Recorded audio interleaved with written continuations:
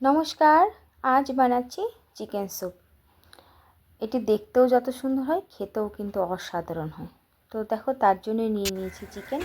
আর চিকেনটাকে ভালো করে পরিষ্কার করে ধুয়ে নিয়েছি। দেখো, এর মধ্যে দিয়ে দিলাম সামান্য হলুদ গুঁড়ো আর সামান্য লবণ। এবার ভালো করে এটাকে মাখিয়ে নিয়ে কড়াইয়ে তেল দিয়ে দিয়েছি। আর তেলের মধ্যে চিকেনটাকে দিয়ে হালকা করে ভেজে নিই, খুব ভালো করে না, একদম হালকা করে ভেজে নিই। চিকেনটা এটা সেটা একটা ভাজা হয়ে গেছে। আর চিকেনটা তুলে নিয়ে এসে বাকি চিকেন ভাজতে তখন আমি সবজি রাখা নিয়েছি। তো সবজির মধ্যে ছিল লাউ, পেঁপে, আলু আর গাজর।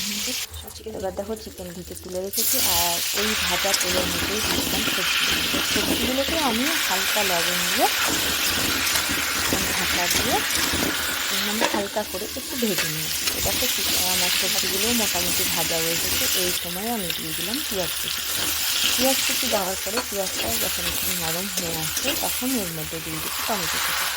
আর টমেটো কুচি দিয়ে দেওয়ার পরে টমেটোগুলো যখন একটু নরম হয়ে আসবে দিয়ে দিলাম আদা আর রসুন বাটা। তো আদা রসুন বাটাটাকে মোটামুটি একটু কষিয়ে নিয়ে এর মধ্যে দিয়ে দিচ্ছি কিছু মশলা। তো তার মশলার মধ্যে ছিল গোলমরিচ গুঁড়ো, জিরে গুঁড়ো, হলুদ গুঁড়ো আর লবণ। বাস এইটুকুই মশলা। তো এবার ভালো করে কষিয়ে নিলাম। কষিয়ে নেওয়ার পরে ভেজে রাখা চিকেনটা দিয়ে আরও 2 মিনিট কষিয়ে নিলাম। তোমরা এইভাবে অবশ্যই চিকেনটাকে বানিয়ে দেখো, কম মশলায় কম তেলে দুর্দান্ত স্বাদ হয় খেতে। একবার অন্তত বানিয়ে দেখো। তো দেখো, এবার একটা কুকারের মধ্যে দিয়ে দিলাম পুরো চিকেন আর তার সঙ্গে জল। তো তার দিয়ে আমি 2টো সিটি দিয়ে দিলাম। দেখো, নামানোর পরে দেখো, তোমরা দেখেই বলো কতটা পাতলা হয়েছে আর কতটা জুসি হয়েছে। তো এর মধ্যে নামানোর পরেই দিয়ে দিলাম বাটার। দেখো কত সুন্দর দেখতেও হয়েছে আর খেতেও কিন্তু দারুণ হয়েছে।